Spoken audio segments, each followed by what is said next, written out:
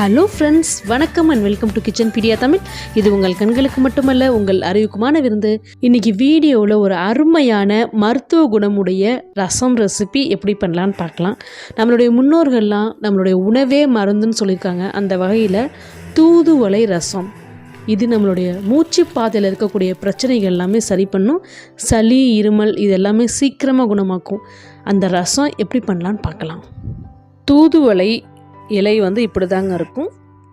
இது ஒரு செடி தான், ஆனால் கொடி மாதிரி படர்ந்து வளரும். இது நம்ம கத்திரிக்கோலால் தான் கட் பண்ணி எடுக்கணும். ஏன்னா அதில் அவ்வளோ முள் இருக்குங்க. அந்த ஃபுல்லாகவே தாவரம் ஃபுல்லாகவே முள்ளாக தான் இருக்கும். கையில் குத்துனுச்சுன்னா ரொம்ப வலிக்கும். பார்த்து கட் பண்ணணும். சிசர் வச்சு நம்ம கட் பண்ணி எடுத்துடணும். நம்மளுக்கு அந்த முள் தண்டெல்லாம் தேவையில்லை, இலை மட்டும்தான் நம்மளுக்கு ரசத்துக்கு தேவைப்படும்.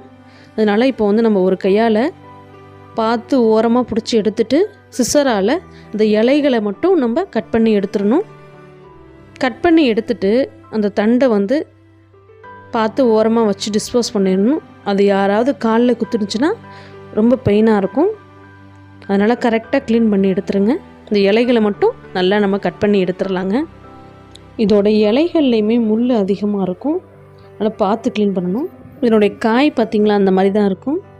இதோடைய பூ வெளிர் கத்திரிப்பூ நிறத்தில் இருக்குங்க. இலையை மட்டும் நம்ம கரெக்டாக கட் பண்ணி எடுத்துகிட்டு தண்டெல்லாம் தூக்கி போட்டுடலாம். இப்போ ரசத்துக்கு என்ன தேவைன்னு பார்த்தீங்கன்னா, இந்த அளவு புளியை நல்லா தண்ணியில் ஊற வச்சுருங்க. ஒரு அரை மணி நேரத்துக்கு முன்னாடியே ஊற வச்சிடணும். அப்புறம் ஒரு மிக்ஸி ஜாரில் 1 டீஸ்பூன் அளவு ஜீரகம், 1 டீஸ்பூன் அளவு மிளகு, இதை நம்ம மிக்சியில் ஒரே ஒரு பல்ஸ் மோடில் விட்டு எடுத்து வந்துடலாம். இப்போ நம்ம இலையை க்ளீன் பண்ணிட்டோம்ல, அதை நல்லா வாஷ் பண்ணிக்கணும். அப்புறம் ஒரு பேனில் கொஞ்சமாக எண்ணெய் ஊற்றிக்கணும். நல்லெண்ணெய் தாங்க ஊற்றணும்.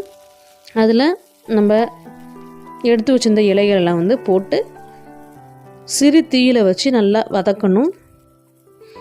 இந்த இலைகள் எல்லாம் முள் இருக்கும்ல, இது நம்ம வதக்கிறதுனால அது அந்த முள் உங்களுக்கு குத்தாது, சாப்பிடும்போது தெரியாது. இப்போ வதக்கியாச்சு, அதை அப்படியே நம்ம ஆற வச்சிடலாம். இப்போ ரசத்துக்கு இந்த அளவு நான் 3 தக்காளி எடுத்திருக்கேன். நான் எங்கள் வீட்டில் புளிப்பு விரும்பி சாப்பிடுவாங்க. உங்களுக்கு புளிப்பு பிடிக்கலன்னா நீங்கள் 2 தக்காளி மட்டும் எடுத்துக்கோங்க. நல்லா தக்காளி பிணைஞ்சி விட்டுடணும். புளியையும் கரைச்சி அந்த தக்காளியில் நம்ம சேர்த்துடலாங்க. இப்போ இந்த ரசத்துக்கு தேவையான சால்ட் நம்ம ஆட் பண்ணிவிட்டு 1 டீஸ்பூன் அளவு மஞ்சத்தூள் ஆட் பண்ணிக்கோங்க. இந்த மாதிரி மிளகு ஜீரகம் அரைச்சிருந்தோம்ல, அதுலேயே நம்ம வதக்கி வச்சிருந்த இலையை போட்டுட்டு அதே மாதிரியே பல்ஸ் மோடில் விட்டு இந்த இலை அரைகிறதுக்கு நம்ம அரைச்சி எடுத்துகிட்டு வந்துடலாம். இந்த பாருங்கள், இந்த மாதிரி அரைச்சி எடுத்துக்கிட்டால் போதுங்க.